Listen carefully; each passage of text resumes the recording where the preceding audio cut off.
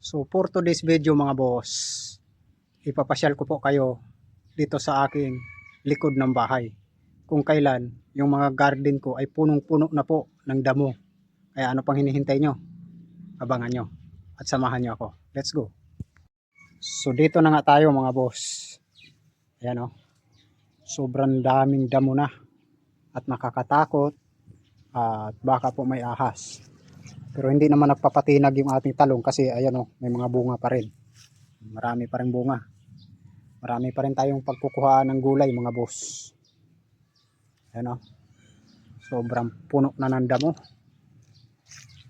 Kaya tara. Dito tayo. Ito yung masarap mga boss. Pagdating sa mga dahon-dahon, ito yung pinaka favorite ko. Tsaka talbos ng kamote. Yan.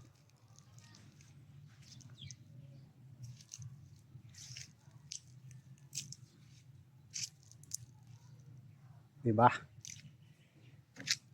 Ito mga boss, imported na papaya to. Ang lalaki ng bunga nito. Pero di ko lang alam kung babae o lalaki to. Ano bang tawag dito? Ano bang alam nyo sa papaya mga boss? Ito ba'y lalaki o babae na papaya to? Kasi kapag nagbubulaklak daw po ay tawag dun po ay babae daw po. Still lalaki yata. Hindi namumunga. You know? Yun ang update natin sa ating likod bahay, sa ating backyard garden mga boss. At dito dahil hindi ko na po nahaharapan ang aking garden, hanggang sa nasisira na po yung bunga ng aking mga sili, no?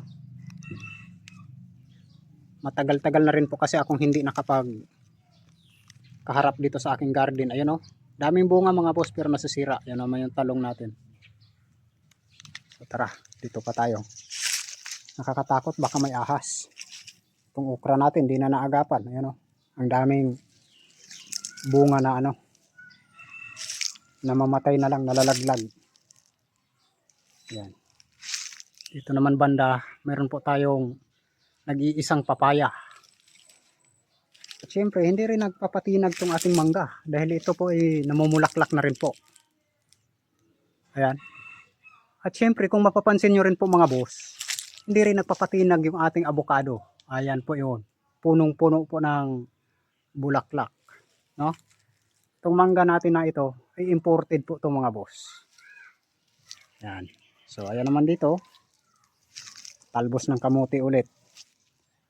Yun yung pinaka paborito ko pong gulay, lalong lalo na po kapag may kamatis, may talong at may bagoong dyan. Kombinasyon ng talbos ng kamote. So ayan sukal na po mga boss. Kailangan na natin itong damuhan at malinis na po yung kapaligiran, no? So hanggang dito lang po mga boss. Magandang hapon po, magandang gabi, saan man sulok ng mundo kayo naroroon. Stay safe at God bless po always. Bye.